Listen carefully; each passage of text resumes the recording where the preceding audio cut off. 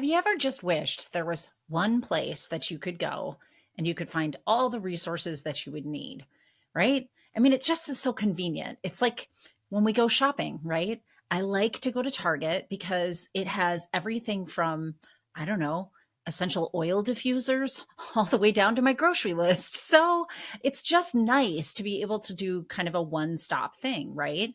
Well, you're not alone in this. And my guest today had this idea when it comes to really helping women in midlife step into midlife or their second act in a way that best supports them.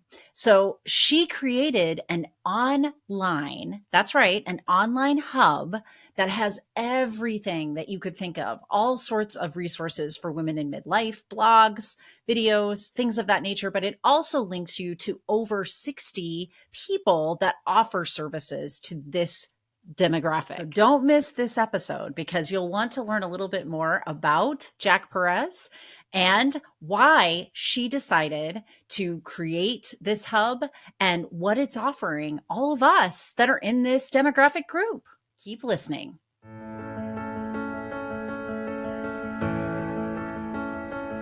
I know your deep, dark secret. You don't like your life. You're a woman in midlife, and for the past 2 decades or more, you've poured yourself in to other people. You've poured yourself into your career, your family, and yet on the inside, you feel broken. And that's no way to be. I'm Dr. Natalie Marr. I'm a clinical psychologist and a life transition expert. It wasn't too long ago that I was in your shoes, waking up in my early 40s, thinking I've got 2 failed marriages, and I'm a single mom for the second time in my life. And I just knew that I could do better, that I could feel better. Fortunately for you, I have about 20 years experience clinically. And so I've created a method that will help you learn to love your story. I know that the story that you're telling yourself about your life feels awful. And I know that you think that you can't change that. I assure you, you can. And when we work together, I'm going to help you to craft a different story, a story that you love, a story that makes you want to get up every single day. Let's work together to help you love your story.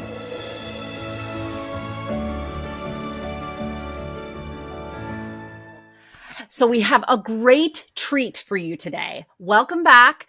Who I have on the podcast today is Jack Perez. She's created a hub for midlife women called coollife.com, and that's spelled Kuel life.com. And this is a hub, and I'm going to let her explain more of this to you. But without further ado, let me introduce you to Jack Perez. Jack is a pro-aging champion. She promotes normalizing aging for women through curated content and women-driven brands. With over 60 cool category thought leaders and 40 women-driven brands, Cool Life offers women an opportunity to share, learn, shop, and play with our second act sisters.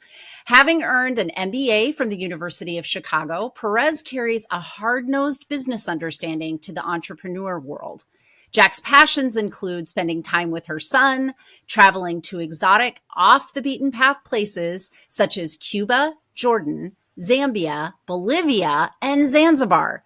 An endorphin junkie, Jack is an avid jump roper, a Peloton fanatic, and a 3rd-degree black belt in Taekwondo.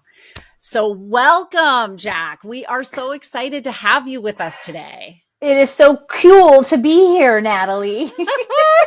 I cannot say cool for my life. I don't know. I thought that was so cute, though. I was watching you, and I'm like, oh my God, this poor woman. This poor woman. My grammar training all through school just keeps taking over when I say Kuel.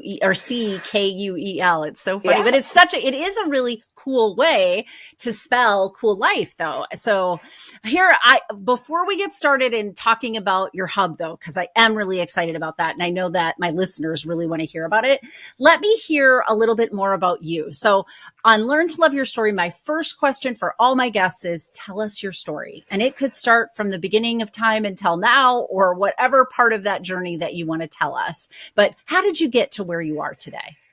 That is such a great question, Natalie, and it is. There's like there's so much to unpack, especially by the time you get to our age. Go ahead and ask that question to someone who's like 20. I think it's a lot easier to say. But Yes. yeah, so I am a first generation American.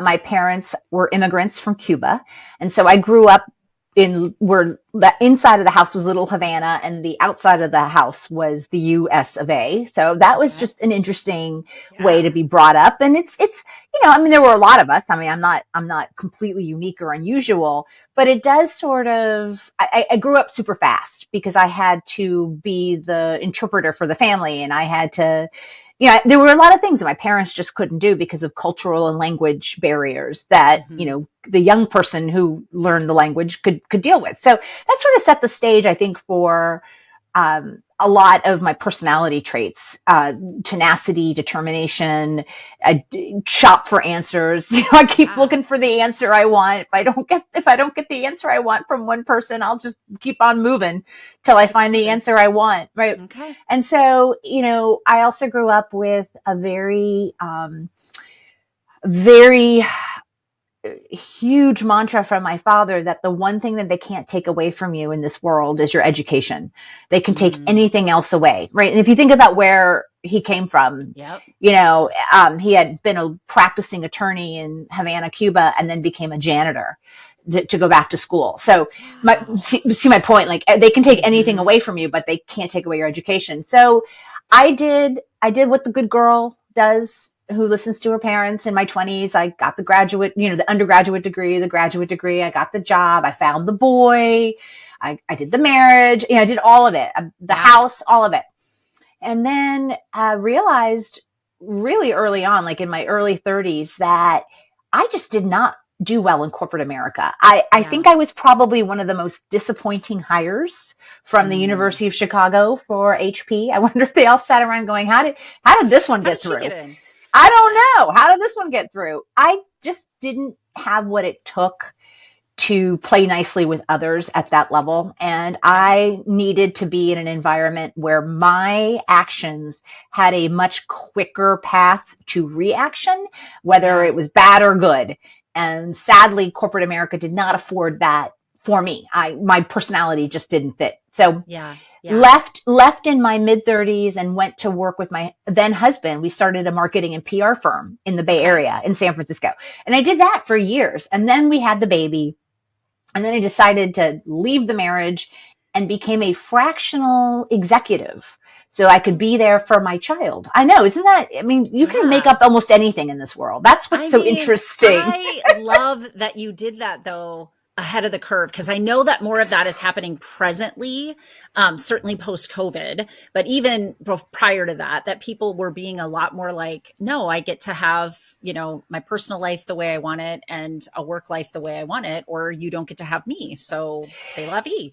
That's how people have been showing up to it. But that you did that a little ahead of the curve, because, we've got some miles on us. And so if we were doing that throughout our career, that's pretty big stuff.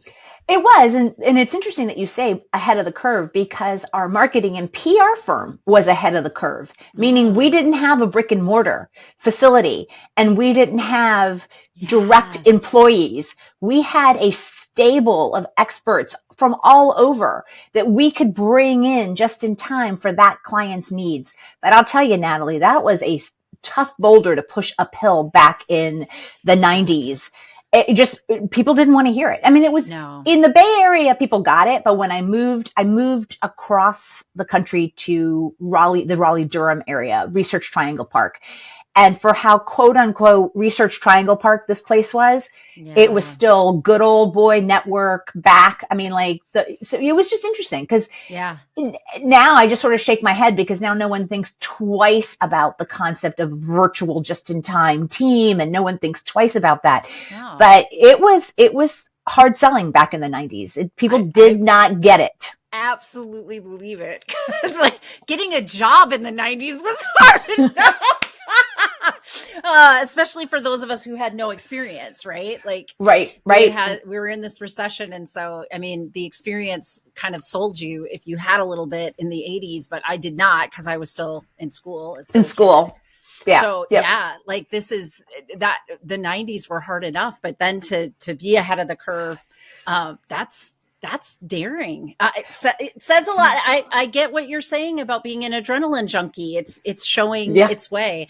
And what's interesting, honestly, to me as a first generation American, you're also having to do a lot of what we call code switching between your family life and your public life. And so one of the things that can happen with people who are in that is they really do get swept up in the programming and conditioning of the world, but you just didn't let that happen. It sounds like, hey, I didn't fit in with HP because I don't know how I got in, but I don't play well in this sandbox. This is not a sandbox for me.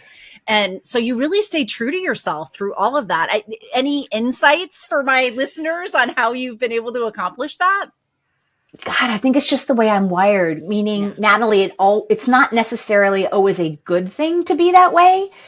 Honestly, sometimes it has failed me or caused impediments or put me in places that I didn't want to be, because sometimes you do need to fit in. You do need to suck it up.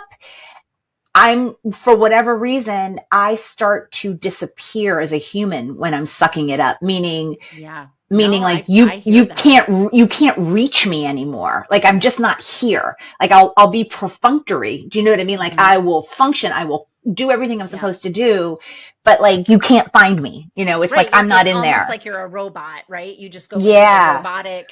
I'm doing the programming and conditioning of culture or family or work or whatever the environment is that I'm in that moment. But the person who's Jack is not there. Right. Because Jack doesn't do well doing things that are against who I am. And I know that we all have to do that. But and honestly, I wish I had better skill set at times for that. Yeah. But it is what it is. It's who I am, right? And it is what it is. And it's the yin and yang. It's a whole subject matter that I teach in my online courses that I've done in coaching. This idea of uncovering what programming and conditioning that you're following, like what are the unsaid rules that you're living your life by, that you're being a little bit more robotic in your life. Because I want women to be able to step into an empowered choice with it. You can continue to do what culture is saying is the right thing to do, but it's so different when you're choosing it for yourself, right? I'm choosing to fit in here because it makes sense for me and it serves me, versus when we're just doing it to be the good girl. That's where it gets really damaging for people. And so I'm always fascinated when I hear people who have been able to kind of navigate those weird waters, because they are, and no one's 100% perfect. Like you said, there would have been sometimes it would have been nice if I could have just gone into the fold a little bit easier, but I have this personality, and so this is the one I'm going to have to deal with. Right? This is the one that I was given this time around, and so this is the one I'm stuck with. But it's interesting because you just made me realize, and I'm having sort of a real-time aha moment with you, which is so weird because you mentioned how I was ahead of the curve, kind of all along. And interestingly enough, when I launched this digital repository called Cool Life, there was very little out there for women 45 and above. This is 5 years ago. There was nothing really out there. And ever since then, there's this huge proliferation in this marketplace. It's huge. I mean, there are ads for menopause on the TV now. Yes. That didn't exist 5 years ago. No. That's just 5 years ago. That didn't exist. No. 5 years ago. They didn't even put pad commercials on, Kotex commercials. I mean, like, there was like nothing of any of that sort. But my point being that, I saw a problem, 5 or 6 years ago, and I'm so happy to see that other women are also addressing the dearth. It's just there's just this dearth of information for women 45 and above. No one knows what's going on or how to navigate these waters. And I think you're going to find, you may already know this. This might be something that you already know, but maybe your listeners don't know this.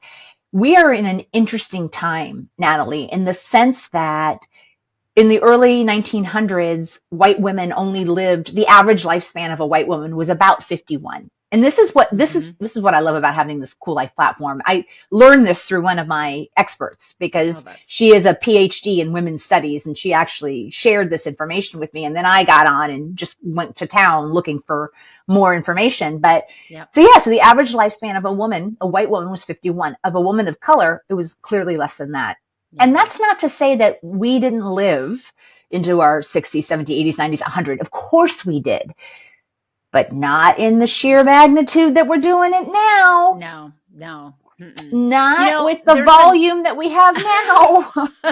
There's another piece to this too. Even within the animal kingdom, there is only 2 species, humans being one, that live past menopause, females that live past menopause. And the other one, if I'm remembering correctly, is orcas or killer whales. It's orcas, I believe. I believe you're right. It is a whale of some kind, but it is. Right. And it's a fascinating thought that there's some sort of, evolutionary purpose to women having this kind of second stage of life, second act in life, as you put it. I really think, that we need to uplift and value this, and like your pursuit in creating Cool Life and what you're finding with all of the people that are advertising on that platform now, that we want to do this. Like, we know if we can lift up this group of people has like an ability to caretake the world. They have their hands in the young generations and in the older generations. They have an ability to influence how all of us show up in this world if we can get to this group and lift it up enough, right? So I'm so excited. Why don't you tell us a little bit more about Cool Life? What inspired you to do this? What's it all about? Help my listeners be excited about going online now and finding this website with all of these things. Let me just ask this question. Are you feeling stuck? Are you feeling kind of blah about your life? You're a woman in midlife, and life is pretty good. I mean, you've got your stuff together. You've ticked all the boxes, but you just don't feel like you're stepping into your prime in the way that you'd really like to. And you certainly don't want to go down the road of having a midlife crisis in order to figure all of this out. So if that's you, then my 20-week group coaching program is for you. And guess what? I'm opening it up in 2024. Now, 20 weeks seems like a big commitment. I get it. But I'm here to help you in 2024. I want you to reach your goals. I want you to really design the life that you want to be living. That is my passion. And it's what the 20-week program does. And don't just believe me. Here, I want you to listen to some of the testimonials of other women who have been through this program. To go through an actual curriculum of videos and thoughtful process of meditation and self-awareness and giving myself self-compassion. And also, probably the biggest thing I gained from this was I now have self-respect. I don't feel that I need to be that person for everybody else. And I can take care of me and not feel guilty. And I can look back at my story and not feel guilty. Just the self-awareness, the self-acceptance. And I really found the curriculum incredibly helpful for guiding me through that process. I learned how to speak my truth. Learned how to listen to myself, and I learned how to, in a confrontational situation or a painful situation, take care of my needs. It just opened up some doors for me to see things more clearly and respect myself more. Now, doesn't that sound like something that you want to be doing? Now, remember, go to learntoloveyourstory.com right now, and you too can sign up for your complimentary call with me. All you have to do is click on Work With Me and book that complimentary call, or you can head over to resources and read a little bit more about the various programs that I have. I can't wait to have you be part of this in 2024.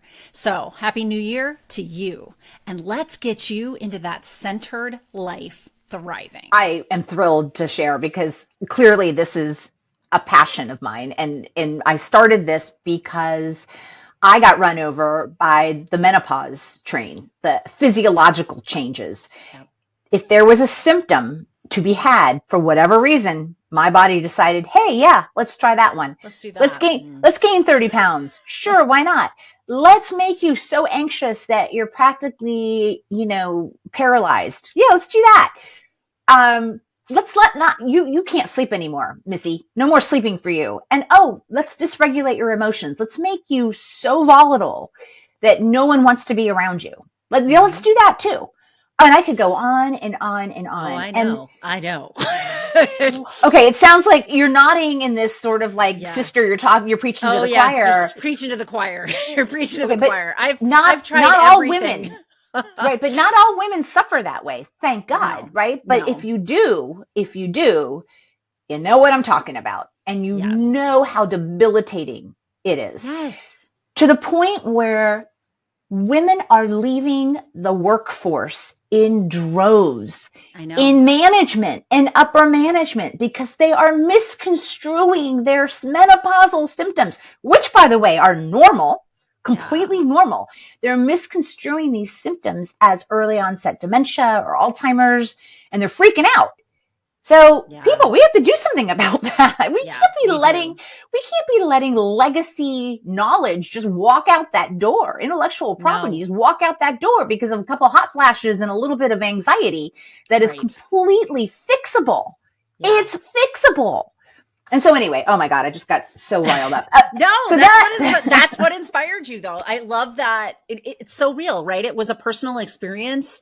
And then you started to wake up and see that you weren't the only one that was having this, and that we don't want to lose this legacy of women in this age group with the wisdom that they hold and their capacity to help, the entire world. We don't want to lose that at all. It would just be such a shame. Amazing. Yes. Yeah. Yeah. So, and then to your point, I thought to myself, if I'm struggling, there is no way I'm that special or unique, that I'm the only one who can't find help out on the World Wide Web. Right. And so I thought, well, what if I'm part of the answer? I mean, by no means do I think that I can normalize aging completely on my own, whatever, but I can be part of the sea change. I can be part of the discussion. I can be a voice in the crowd, maybe a louder voice than the others, or helping other people get realize that we all have voices.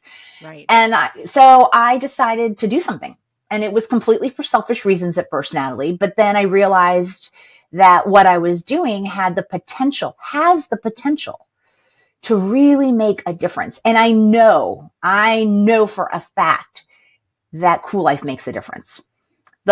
Sometimes the note cards I get in the mail, or the emails I get, or a text or a voicemail message thanking me for what we're doing, thanking me for finding that thought leader wherever she was who had the answer to her problem. And so that's actually what I did, because I realized that I couldn't be the sole provider. What am I an expert on? Yeah. Not nearly the areas that come up. We have so many opportunities and challenges at this time. I mean, everything from, the largest number of divorces are issued by women after 50. Yes. Okay. So now these women have to figure out, are they going to date? If they're going to date, how do they date with a dry vagina? That's important. That's a good time.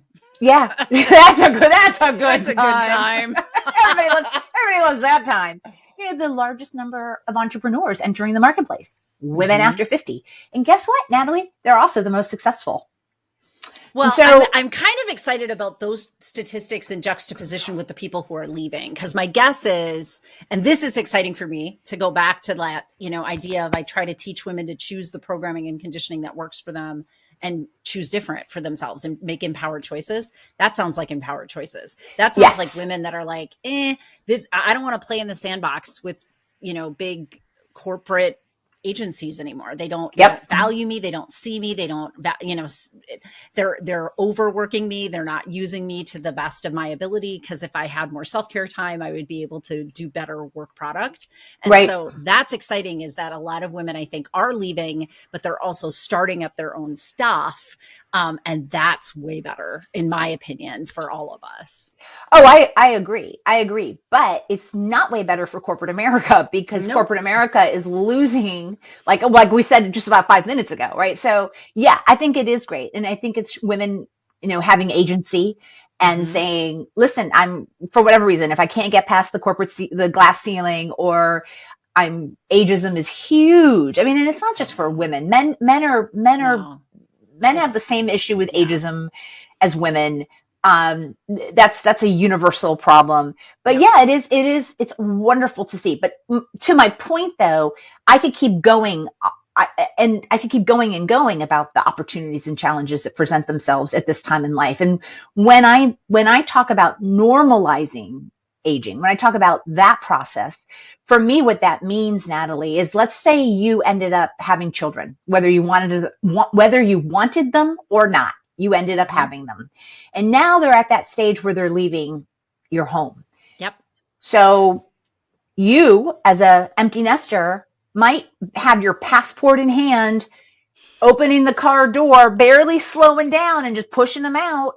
Yep. Or you could be the woman that goes home and goes into that child's room and sits on the bed and grabs the pillow and smells and cries. And do you know what? They're both normal. Yeah, they're both normal reactions. Absolutely. And no woman should be made to feel ashamed or guilty for either of those reactions. And here's actually the real thing, is that the same woman can have both days, have both moments. I'm so glad you said that, though, because that's really the bigger thing, I think, is we have a broad range of emotions through this life transition. And, on any given day, we're fluctuating within that. We're not bipolar. I'm a psychologist. That's not a thing. Like, you're not swinging your mood and you're not like somehow now cracked in the head. That's not how this works. We just have that breadth in our emotional ability. And if we have a granular understanding of our emotions and self-compassion for ourselves, we do much better, because we notice those things and we can accept and be kind and understanding with ourselves, kind of ride the wave of it and then move on to the next right thing in our life.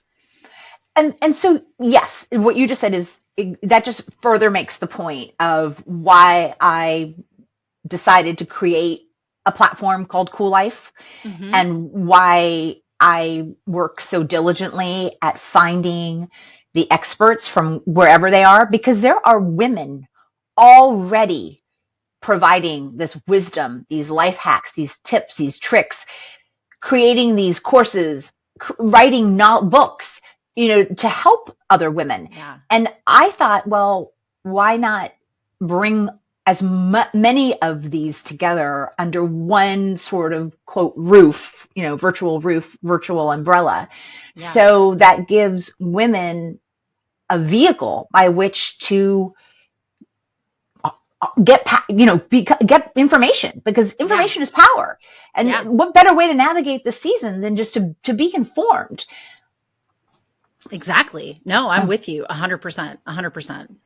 Yep. I think that but even just the convenience, right, of having it all be in one place makes life a little bit easier during a time that life has already got a lot you're juggling, right? So the other piece of why I really loved the concept of coollife.com is that it's all in one section. Like, if I have thoughts about menopause, I could probably find some things there. If I have thoughts about changing my career, I can probably find some things there. If I have thoughts about, some other aspect of my life, dating, whatever. The beauty is it's the demographic that draws us to it, but there's so much to us within that demographic. Exactly. Right. We are complex. I mean, they're and varied. I mean, all of us are complex and varied. And so to your point, the women that write for Cool Life, the topics that they address, each has sort of a lane, right? Mm-hmm. The topics they address, the way they approach them through the filter of what is relevant and important to a woman in midlife and beyond about this subject, whether that be, parenting, whether that be fashion. Okay, just because I'm 59 years old does not mean I stop caring about what I wear or how my skin looks or my hairstyle. I'll tell you, we care. I can tell you because I know the numbers. I know how well the articles do. Fashion and beauty are important to us, and we should not feel ashamed or guilty or feel frivolous. You know what? I want to look good. Yep. Yep. And again, I go back to this, it's just the concept of the day, I guess, but I go back to this idea of programming and conditioning, or the unsaid rules of the world, are not things that are bad. They're just things, right? They don't have any value, good or not good. What happens is when we're swept up in it, like my worthiness comes from the hustle of looking pretty enough and being thin enough, that's problematic. So you have to uncover where those programs are running essentially in the background in your life, and then bring it into your self-empowerment, choice, like a choice-based thing. And this is what I think is beautiful about what you're saying is it doesn't mean that we have to all like stop wearing makeup, stop giving a crap about what we look like so that we can abolish this idea of our prettiness is our worthiness. We just have to choose differently for ourselves. That's it. That's really, it's about stepping into it and saying, oh no, I dye my hair because I think it's really pretty to have streaks. That's why I'm doing it. I couldn't care less about what you think of my age or not my age or whatever. I just do it because it's something I like. 100%. And yes, right. I'm in violent agreement. Yes. So in what you've done, is there anything that you want to share with us, like how this kind of progressed across time? I mean, you have, what did you say, 60 people that are hosted on this site? Is that right? The bio you have is a little outdated. I think we're at 65 now. And women from around the world. I mean, I have women that write for us that are from New Zealand, Australia, Spain, the UK, Canada, all over the US. We don't have any South American or African women, but I'm not done yet. So you're not done yet. Yeah, I'm not done yet. And what I love, so at the beginning, Natalie, you can only imagine, right? I built the website. I'm not a website developer. I'm not technically minded at all. I'm so glad there's others like me. I'm finally having somebody build my website, but I've been doing my own for a while and it's not pretty. Well, no, I built mine with like Band-Aids, chewing gum, and buckets of tears. but it looked like that. It was made like that, And when I would try to reach out to these women, and tell them what I was doing, and I had nothing to show for it, maybe like 2 or 3 articles that I had written and a crappy website and no social media presence, no followers, almost every single woman said, yeah, I want to be part of it. Well, this sounds important. I want to be part of it. That speaks to something. That is so neat. I mean, really, like that speaks to what you're ahead of the curve, but what you felt like needed to be a thing, and that there's more of us out here that feel like it needs to be a thing. And what's wonderful now is that I don't have to stalk women, because now my thought leaders make introductions, or I am now out there enough that LinkedIn is a wonderful vehicle. I have gotten several women through LinkedIn that have reached out to me and said, listen, that thought leader roster looks impressive. How I'm interested in it. How does one become a thought leader? And so now I'm in the role of just harnessing the best that's out there for our community. And it's a wonderful place to be. And we have some really heavy hitting women out in that roster. I mean, we have women who have dressed Tina Fey and Serena Williams writing about fashion for us. We have women who have been guests on Saturday Night Live writing about the importance of laughter for us. We have PhDs, we have medical doctors writing about weight loss and permanent weight loss. We tackle all the subjects, no matter how difficult they are, including, say, dry vagina. It's just that we really focus on doing it in an empowering, kind way. Yes. A useful way, so women can utilize that information to improve their state of being, whatever that is. And so I think it's wonderful now, because now I'm become more a curator of the knowledge, and I'm thrilled. I'm just thrilled, and I feel like we're making a difference. We're helping to define what a woman after 45 and beyond what it can look like. Yeah. What it can be like, not just look like, but what it could be like, what you can step into and start to make changes so that your life feels more comfortable and not, not so, there's just like a cliff, doesn't it seem? Like midlife is like this sheer cliff for a lot of women because our social currency changes so rapidly, so quickly.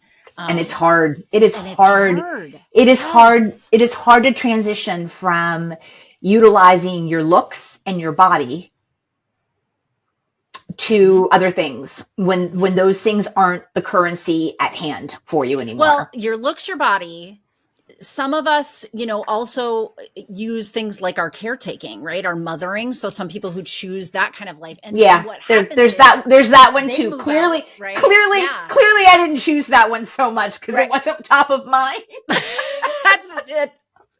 To each our own, right? No, I know, but I think that's really funny that you're like mothering, and I'm like, oh yeah, there's that one. Yeah, there's that one. But there's these ways that we've in hustle culture hustled for our worthiness, right? And now, the bottom dropped out of how we're going to get that need met, and some of it is just natural, like kids grew up and aged out, like you were saying earlier, or it could just be something like skin and collagen don't puff anymore. All of this gravity is starting to take hold of. So that's just what it is.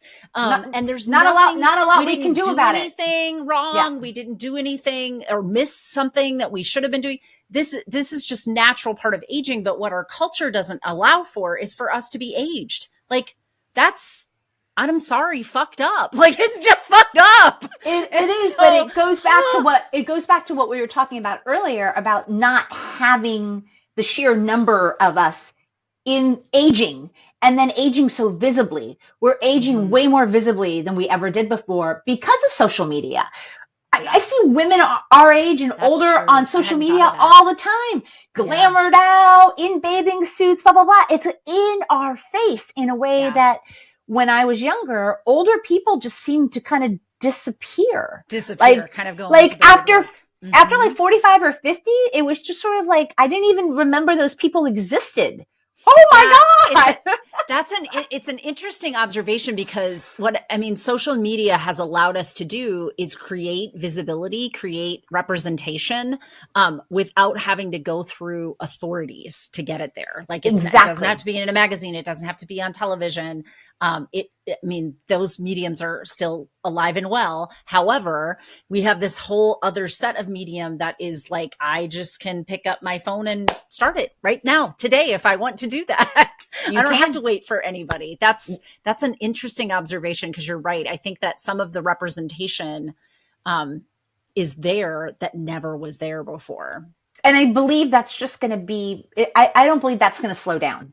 I honestly believe that is going to speed up, as a matter of fact. Yeah. And honestly, I can see the difference already I have a lot of intergenerational relationships. I have friendships with women who are significantly younger than I am. Some that are significantly older, but as I get older, that significant older part starts to become less and less significant because we're just running out of runway. I'm just running out of runway north for anything significantly older. I'm just running out of runway.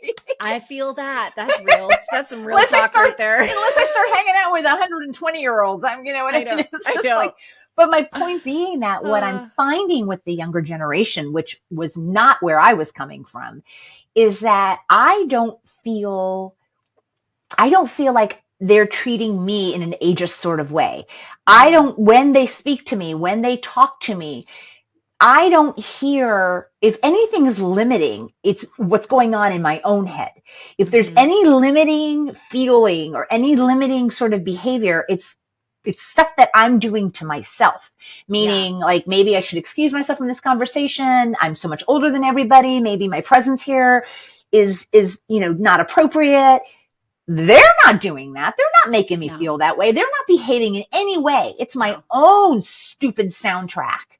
Yep. Which I am working on, by the way, because when it happens, I'm like, Yeah. If they didn't want to be here, they would leave the room. That is a big challenge. And a good one to point out is that we still hold our own programming and conditioning from the generations that the runway is running out of. So it's good that they're running out of runway, but we still have some of that limiting belief embedded in us. Yep. And so we have to be wary of that. But what is encouraging to hear is that you see, social media and this next millennial generation and younger generations coming up as not treating us in that same way. So hopefully, with the death of that and us working on our limiting beliefs, we can kind of eradicate that women feel aging is a thing at all. It's a death sentence for women. Yes. Yeah, I do. I think we're making, it's slow. And also, when I talk to younger women, there's still a whole, oh my God, there's still so much that needs to be changed. Our younger women are still struggling. Our younger women are still struggling. And I had a couple conversations with women who are, juniors in college, and I was asking them, and she was basically saying to me, well, now you're expected to be the boss bitch, plus still have the perfect butt and the perfect skin. And I'm like, oh God, did we make it worse for you? Yeah. Like, did we make it worse for you? Like, did we add more stuff to your plate that you have to be good at? I'm so sorry. I don't know that we weren't there at the beginning of time when these things got ladled on, but there is some remnants of holding ourselves accountable in that hustle culture.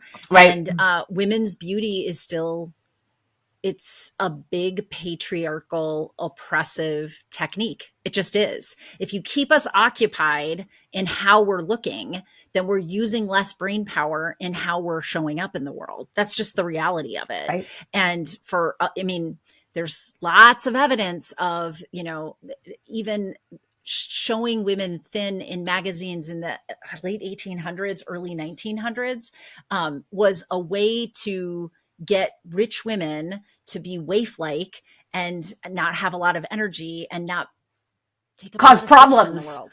Yeah, Right. cause less problems. They were too tired to have an opinion.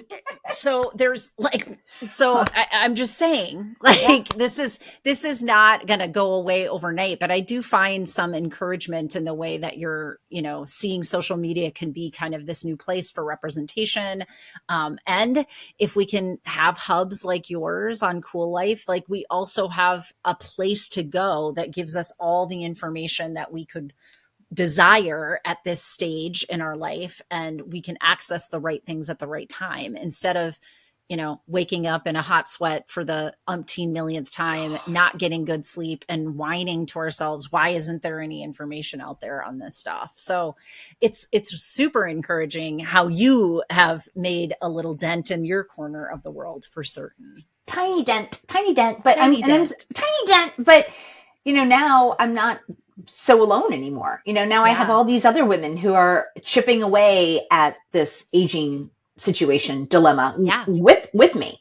And here's the other thing. It's like, not only do they want to keep us, weak, they also want to keep us divisive. And I think women need to remember that it is better for them if we are squabbling and bitching at each other about whether you color your hair or I don't color my hair, or, does she Botox, does she no Botox? I mean, ladies, who the F cares? That stuff, not worth your time and energy. And once again, if we are not divisive, the sheer number of us, we can't be ignored. Like, if we stop quarreling with each other and and I get why historically we come by this competitiveness, for a reason. Yeah. When we were younger and growing up and just getting into corporate America, you would look in that room and there might be one chair for a skirt, maybe one chair for a skirt. And if your skirt wasn't in there, good luck. And so how are you going to get in that room? By being nice to the woman next to you? By helping her? No. But now, this is the best part. My table, full of chairs. Every single butt is a woman's butt in that chair. And you know what? Another one wants to come, I'll move over. I'll share my chair. Or I will go get another chair. Oh, I love it. I love your vigor around this, because I'm right there with you. So one other question I'd love to ask you, because I like to help my listeners kind of build their own internalized wisdom, but any wisdom that you could impart on when we're in this midlife transition and feel stuck, what's a bit of advice that you would give? That's funny because I'm stuck right now. So maybe the advice I give you is advice I should, right? That will help people. Yeah, it's interesting. So for right now, what I'm doing to unstick myself is actually allowing myself to slow down rather than shoving more stimuli at me and more offers and more opportunities and chasing down more things. I'm actually saying, no, I'm going to allow myself to be bored a little bit. I'm actually going to allow myself. My best friend called me out yesterday. She called me. She's like, I've been worried about you. You've been talking about having this low level depression. She goes, you just come across as aimless right now. And if you know me really well, aimless is not a vocabulary word that is typically used to describe me. Yeah, but I can't imagine. After just listening to you today, I can't imagine that's a word that comes up as an adjective for you. But it's where I am right now. It's like, what do I want to do? Do I want to do I want to get on the TED stage? Do I want to pursue that book? Do I want to start my own podcast? What am I going to do? I'm a little stuck and I can't do them all, right? Yeah. Because you have to pick. And then I'm also facing that whole, how many more years do I have? And I realize I have a lot, but I still have fewer left than I've already spent. Yeah. And that's just a math game. I'm not upset about, there's actually zero emotion around that, Natalie. It is a pure math game. And so there's a part of me that's like, well, you can't take too long to figure this out. You can't be aimless for too long, because if you're aimless for too long, you've just wasted all those days, all those hours, all those minutes. Yeah. Or you could take advantage of the fact that you can afford yourself to slow down, even though you've never done it in 59 years. Maybe you should this time. And just kind of see, maybe you should this time.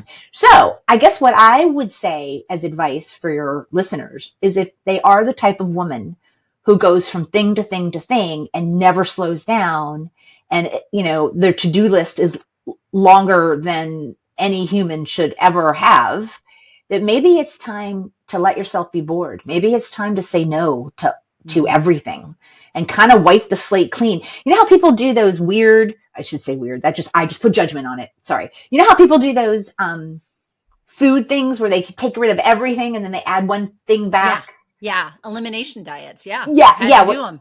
Okay. And I didn't mean the weird part. It's different than it's just allergies suck. That's all.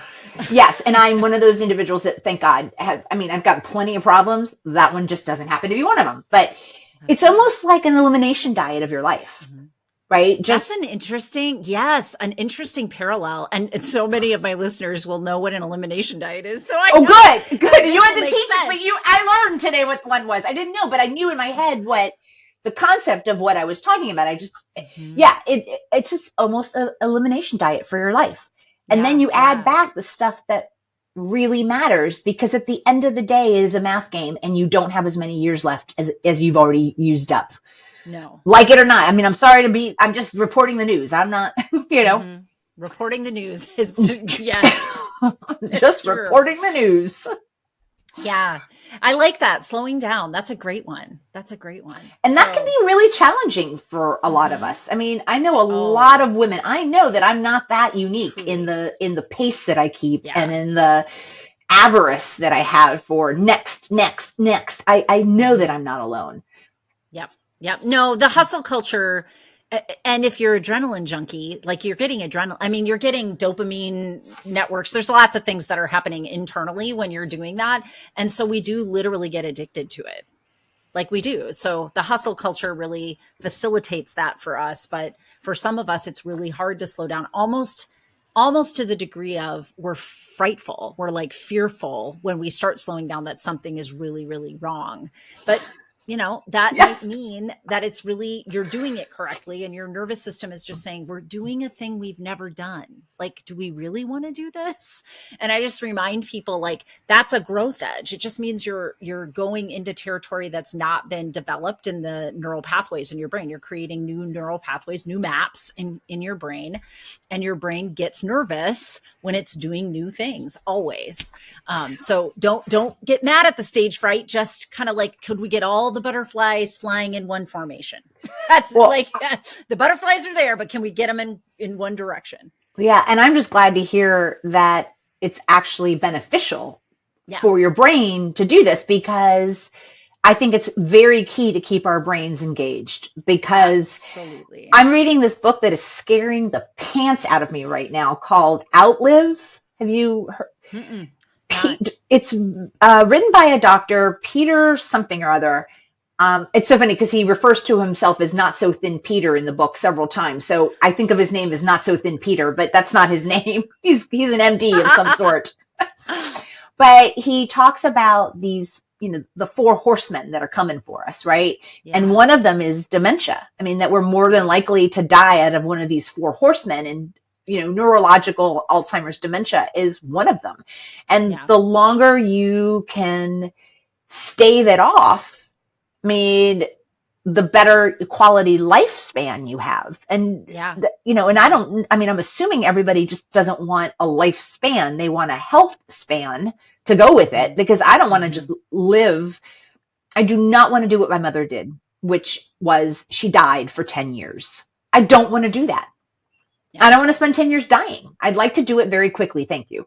Yeah. A couple of weeks tops, just so I can get my ducks in a row, but just a couple weeks. Well, but I, dementia it's real. It's tied to diet and nutrition. The more research that we do, they're calling it kind of diabetes type 3. So it does have to do with insulin resistance and, just burning out. Which is great, which is great news, right? Because what that means is it's like 70% lifestyle choices, but that's great news because it means it's within our control. It's within our control. We can start making different choices. Yeah. So you can fix it, and I work really hard at trying to stave off those 4 horsemen. Yeah, I believe that. Well, thank you so much for being on the podcast today. Where can my listeners find you, or where do you want me to send them? And all the links will be in my notes as well. The site, I think, is a great place for your listeners to go if they're looking for empowering, practical information on the opportunities and challenges that they're in the middle of. And then we're on all the social media platforms. I mean, you name it. Instagram, LinkedIn, Pinterest, Twitter, Facebook. We have a Facebook group. So we'd love to, come join the Facebook group. But that's it. I'm out there, and you can reach me through any of those platforms. So KUELLIFE.com. Perfect. That's it. Thank you. Thank you, Natalie. This was so much fun.